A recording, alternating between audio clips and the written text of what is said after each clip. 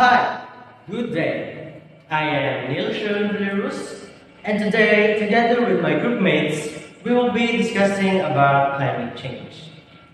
Are you familiar with the word climate change? Come on, join us as we discuss what is climate change. But first, let us know our learning outcomes as we discuss our topic. Through this lesson, first we will be able to differentiate what is weather and what is climate. And next, we will be able to define what is climate change. Third, we will be able to identify the causes of climate change. And lastly, through this lesson, we will be able to know the implications of climate change. Let us define weather.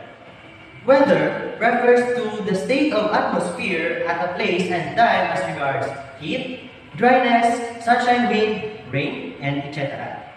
Weather can change from hour to hour, day to day, month to month, or even year to year. Next is climate. When we say climate, it is a long-term pattern of weather in a particular area. A region's weather pattern, usually tracked for at least 30 years, are considered as its climate. And now, let us differentiate weather from climate. When we say weather, it is our atmospheric condition for a short period of time. For example, according to the weather forecast, we will be experiencing 41 degrees Celsius heat index for tomorrow. And that is an example of weather. On the other hand, when we say climate, it is the average of weather conditions for over 30 years or more. For example, during the month of November to April, we experience dry season. And during the month of May to October, we experience wet seasons. And that is what we call climate because it is already studied over a long period of time that during those months, we will be experiencing those seasons. And now, let's proceed to climate change. Climate change refers to the long-term shift in temperature and weather patterns. When we say long-term shift, it is as time goes by, there is a changes in our climate. This shift may be natural, but since the 1800s, human activities have been the main driver of climate change, primarily due to the burning of fossil fuels like coal, oil, and gas, which produces heat trapping the gases. Global warming. Global warming is the long-term heating of Earth's climate system, observed since the pre-industrial period between 1850s and 1900s due to human activities, primarily fossil fuel burning, which increases heat trapping greenhouse gas levels in Earth's atmosphere. Cause of global warming. Increasing population growth. It is expected that the amount of greenhouse gases in the air every year will increase because of the growing masses. The use of more energy by driving more miles and by producing more garbage are some of the reasons thereof. Exhaust fumes, smoke, and other gases. Global warming may turn out to be the most difficult to cure of all world's environmental ills because it is fueled by so many different gases.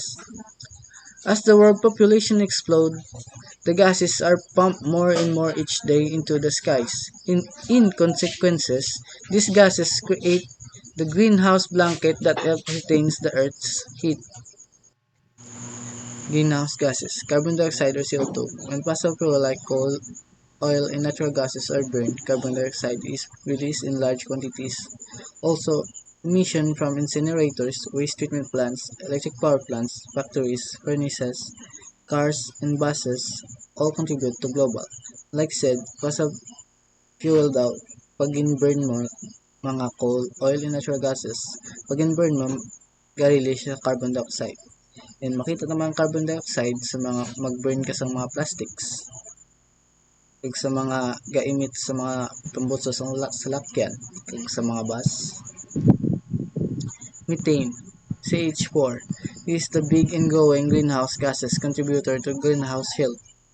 It is said that more than 425 million tons a year are generated by bacterial decomposition of organic matter in the landfills of boated rice paddies and guts of cattle and termites and by burning wood in fossil fuel.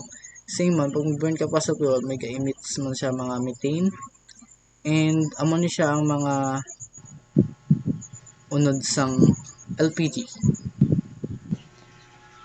Chlorofluorocarbon or CFS. This is the greenhouse gases is composed of chlorine, fluorine, and carbon.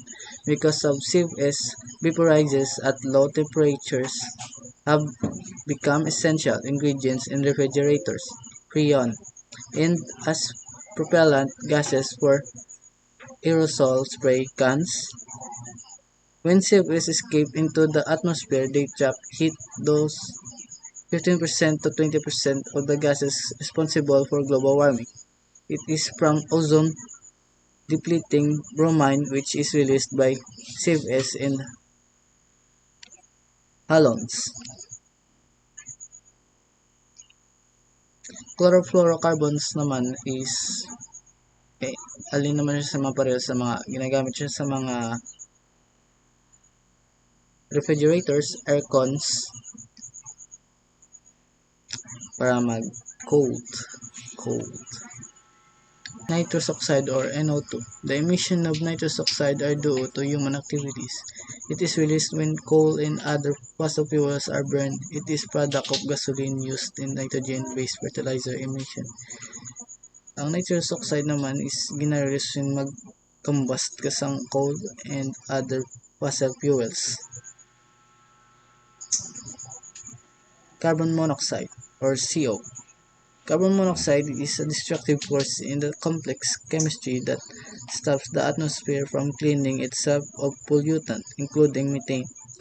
Ang carbon monoxide is makita tani siya sa pag magsunog ka sa mga plastic or sa mga emits sang mga tambutso sang slakyan or arang mga black smokes. Amo na siya ang carbon monoxides. Ozone or O3.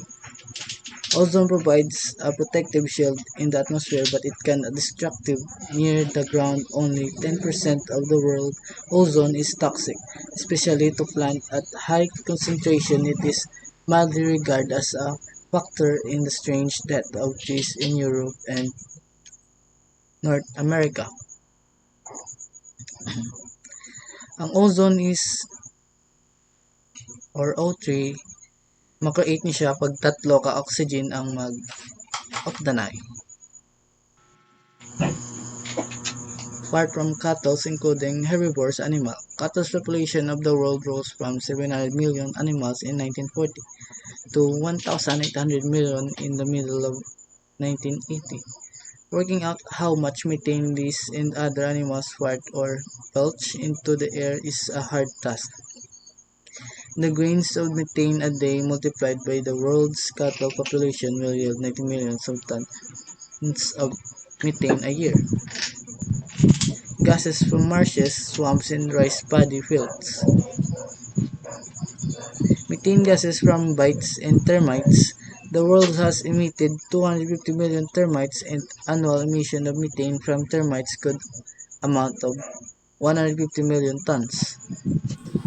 Effects of global warming. Predicting the future of global warming is difficult, if not impossible. Thus, predicting its effect is largely speculative.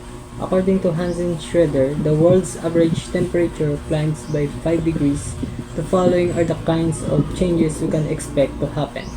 First, doubling of the atmospheric carbon dioxide content would increase temperature enough to melt the edges of the Arctic and Antarctic ice sheets, raising sea levels around the globe. Second, coastal areas and islands would be inundated. Third, agriculture, water resources, fisheries, shipping, and energy use would all be disrupted. Next, an area greater than United States and China would be submerged worldwide. Next, much of the eastern seaboard of the US would be flooded. Parts of the Russia and Denmark would be underwater. Beijing, Seoul, New York, and London will be flooded. Egypt could lose 15% of its land. Cities surrounded by water including Philippines would be swamped. Part of the globe that flooded would get drier. Rainfall patterns would shift. Evaporation would lead to drier soils over much of the still exposed land. Cold season would shorten, warm season would lengthen. Strong winds, hurricanes, and assorted other storms caused by shifting ocean currents and rising sea levels would devastate cities and populations. There would be more droughts and many more days above 100 degrees in some regions. Many kinds of trees and wildlife would die. World food supply would be dramatically affected.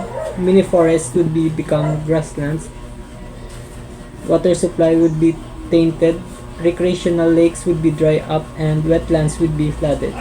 Higher temperature would cause an increased demand for electricity. So let's move forward to solution to global warming. A professor of geochemistry at Columbia University and an expert of global warming, Wallace S. Brooker, believed that such changes are inevitable and unstoppable, and people should be doing something and everything to slow them down. In spite of these scenarios, global warming is a certainty. An individual can help slow its arrival in so many ways. One can consider the following. First, we have the promotion of family planning to reduce population growth. Second, educating people on reforestation programs by initiating ecotourism trips to various main forests. Third, we have the car owners have to switch to natural gas to help cut down nitrous oxide emissions. Fourth, we have the encouraging auto owners to seek out service stations equipped with recycling equipment to cleanses and reuses the car air conditioners from which is 100% CFC and atmosphere and provides shade which cuts down the demand for electricity for air conditioners. According to Republic Act No. 9729, an act mainstreaming climate change into government policy formulations, establishing the framework strategy and program climate change, creating for this purpose the Climate Change Commission and for other purposes section. This act shall be known as the Climate Change Act of 2009. According to Section 2, Declaration of Policy, it is the policy of the state to afford full protection and the advancement of the right of the people to a healthful ecology in accord with the rhythm and harmony of nature. In this framework, which exposes suitable development to fulfill human maintaining the quality of the natural environment for current and future generation. And that will be all. Thank you.